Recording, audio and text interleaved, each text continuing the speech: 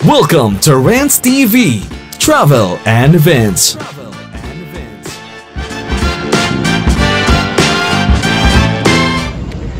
Hello guys, nandito po tayo ngayon sa Pasig River Esplanade. Please samahan niyo po ako mag-update as of today, January 21, 2025. Dito po tayo sa labas ng Grand Entrance.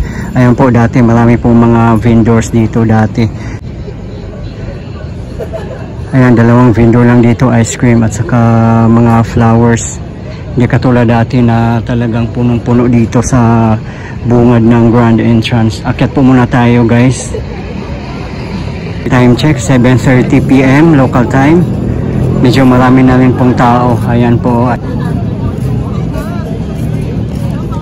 Napakaganda din ng weather ngayon. Napakalamig din ng hangin.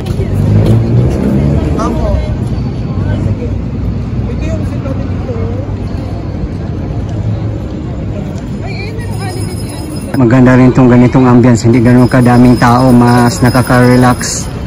Dito po tayo sa likod ng Post Office Building, Pasig River Esplanade Phase 1 A and B. Dito tayo sa Loton side. At pagkatapos din po natin dito, punta naman tayo sa Phase 1C sa Intramuros area. Sa mga hindi po nakakaalam, ang Pasig River Esplanade ay wala pong bayad mamasyal dito. Libreng-libre po, handog ng PBBM admin para sa bayan. Sana nga po mapanatili nating malinis ang ating world-class pasyalan.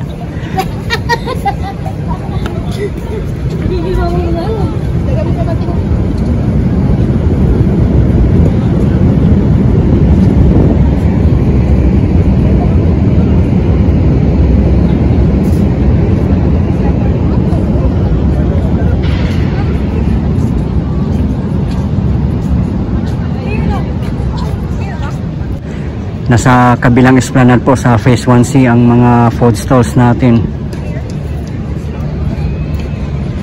Yan naman po sa tapat natin ang The Historic Escolta. At yan naman po sa Riverside, yan po ang Plaza Yochenko. May mga ilaw din po dun sa tapat natin na pundi. Hindi pa nila naaayos.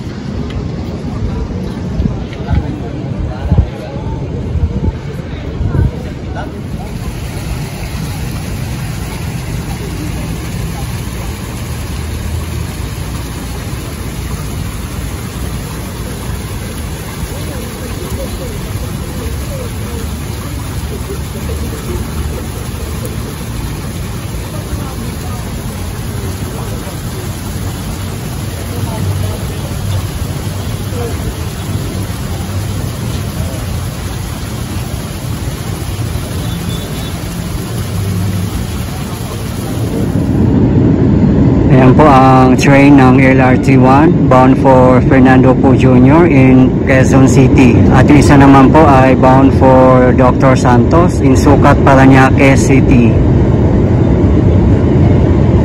Yan po ang 4th gen train set.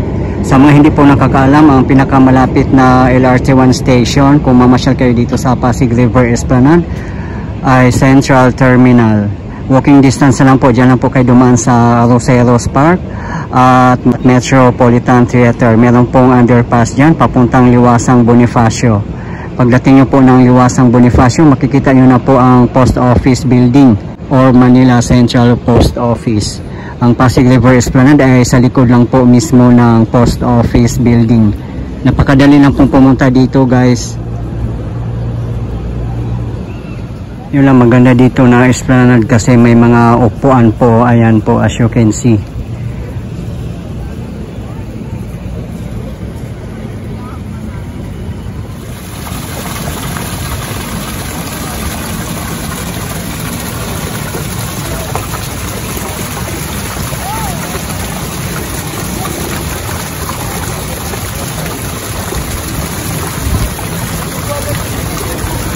Ang ganda ng mga statue dito, sumayaw ng pandango sa ilaw.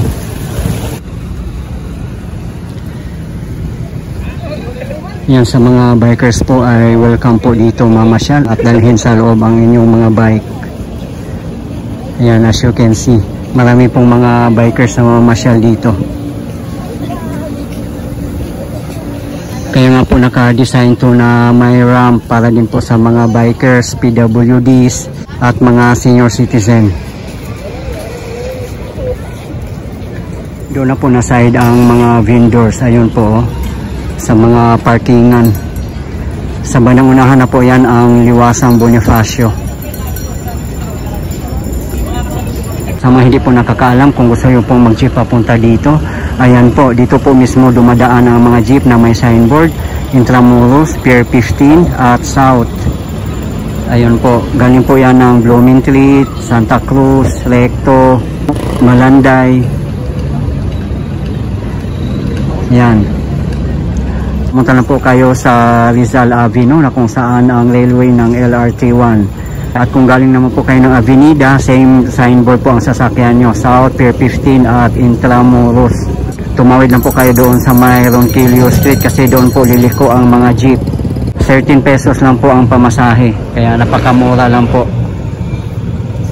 At ganun din po, pag uwi nyo, dito din po kayo sumakay or doon sa Phase 1C kasi doon po yan dadaan. Kaya wala pong problema sa mga gustong mag-commute.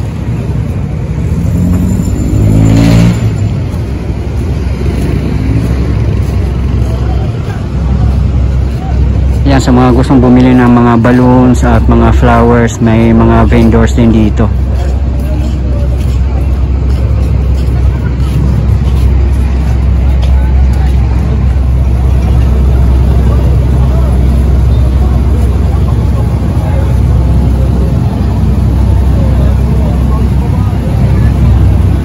May basurahan po tayo dito.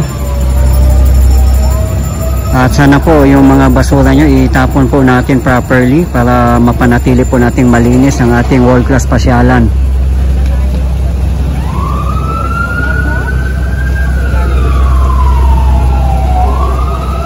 Ayan po yung guardhouse natin. May mga guards po tayong nag-robing dito, pati mga pulis para mapanatili po tayong safe habang namamasyal. Ganun pa man, kailangan po nating mag-ingat din po, lalong-lalo na po sa mga wallet, bags, cellphones at iba pang mga mahalagang bagay. Responsibility po natin yun na pangalagaan po ang ating mga gamit.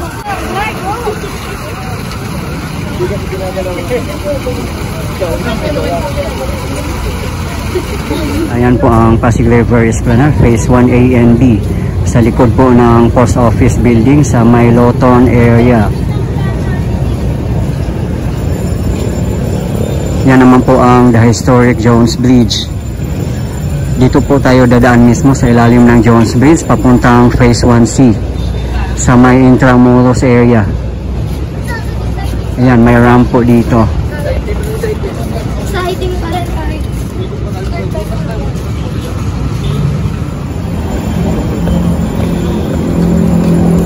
Ayan naman po ang hagdanan ng Jones Bridge. Pag gusto nyo pong lumandong, lumabas po kayo mismo sa Esplanade.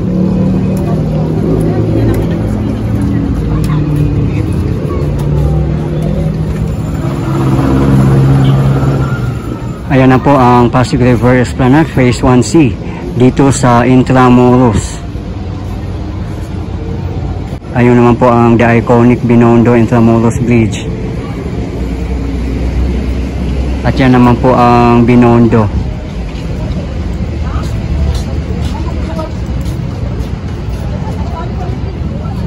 Ayan po ang ramp, grand stairs papuntang viewing deck. At sa baba naman po ang mga food stalls. I-check po natin sa baba kung meron na bang mga food stalls at iba pang mga shops. Sa viewing deck naman po ay ibinalik na po ang bazaar, kaya titingnan po natin kung ano ang mga kaganapan doon.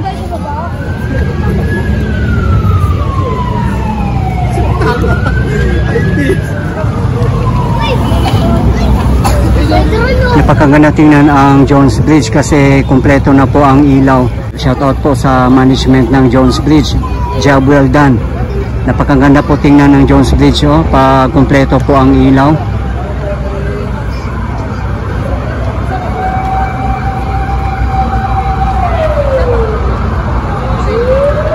Akyat po muna tayo sa viewing deck guys.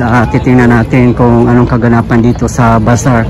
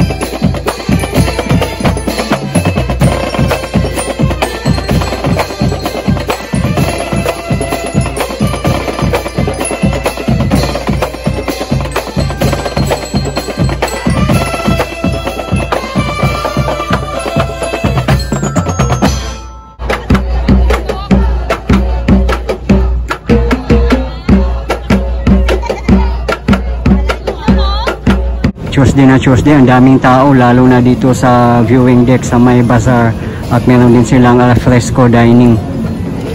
Buhay na naman dito.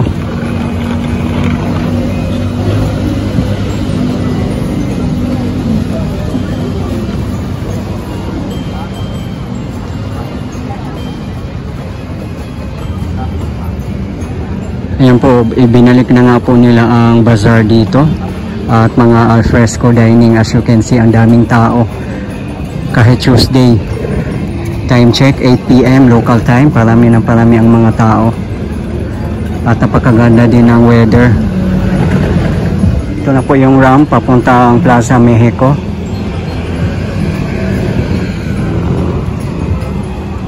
At Fort Santiago Esplanade na ongoing construction.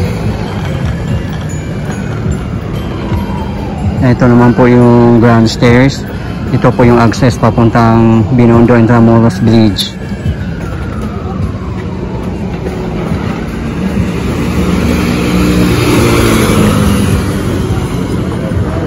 Ayan po.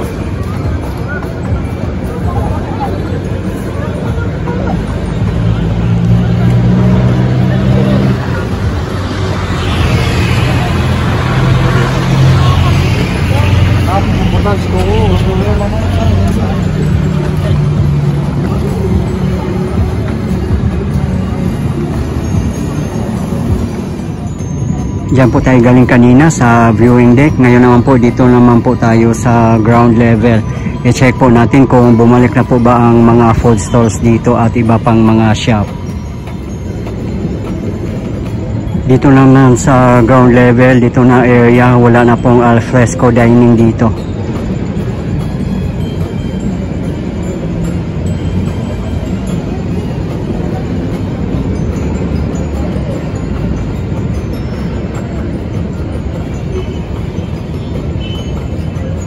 Kung didiretsuhin po ito po ang papuntang Plaza Mexico at Fort Santiago Esplanade na ongoing construction. Diyan naman po ang grand stairs papuntang viewing deck. Check po natin dito sa grand stairs papuntang viewing deck. Ayan po.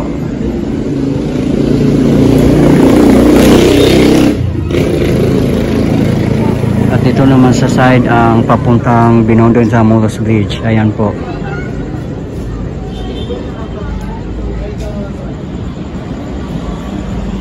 So balik po tayo dito sa ground level. I-check po natin kung bumalik na nga po ba ang mga food stalls dito at iba pang mga shop.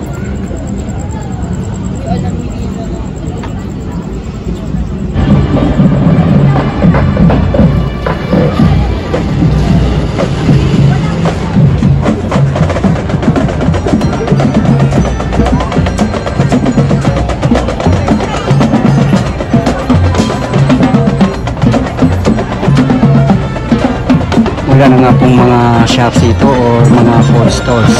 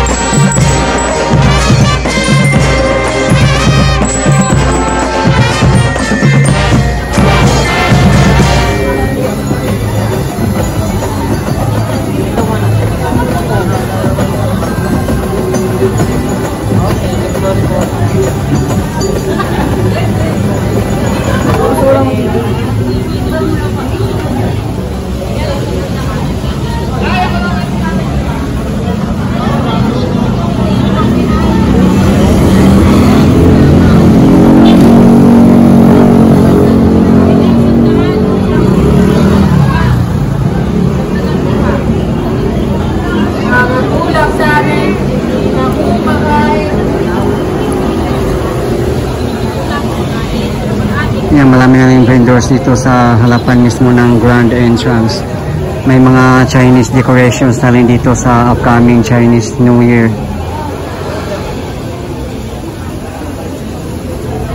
Ayan po yung napakagandang fountain natin at very colorful.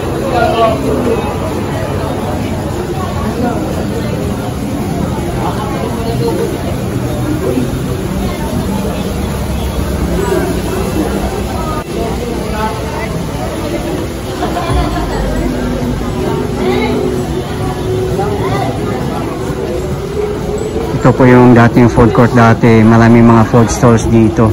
Ngayon wala na po, as you can see. Or baka ibalik din nila siguro after some time. Kung ano mang ilalagay po nila dyan, abangan na lang po natin.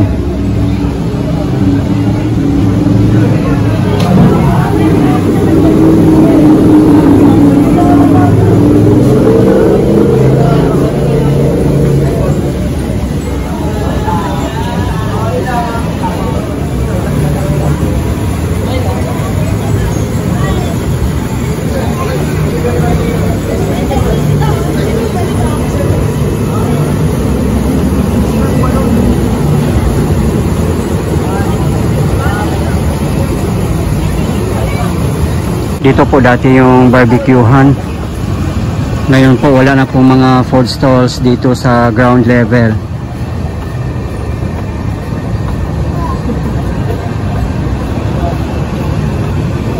Buong ground level po wala na pong mga food stalls dito, pati mga video okihan wala na rin po. Pati ibang shops wala na rin po. Kaya napaka-quiet po dito sa ground level. Nandun po lahat sa viewing deck kasi nga po binalik po nila ang bazaar at alfresco dining. Abangan na lang po natin sa mga susunod na mga araw kung ano po ang ilalagay dito sa ground level ng Esplanade.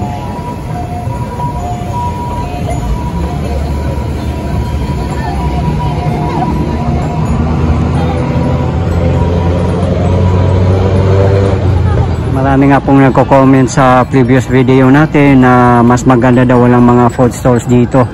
Lalong-lalo na mga kainan kasi nga po nagkukos ng kadugyutan at kung ano-ano pa. Kaya mas mabuti pa wala daw mga vendors dito.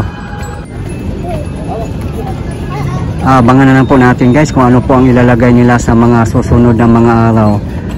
Guys, ito po yung latest update natin ngayon dito sa Pasig River Esplanade in Manila. As of today, January 21, 2025. Maraming pong salamat sa patuloy yung suporta at panonood ng aking mga videos. I really appreciate po. At hindi po akong magsasawang i-update kayo, lalong-lalo na po sa mga government infrastructures. Mabuhay ang Pilipinas. Okay guys, thank you for watching and keep safe everyone.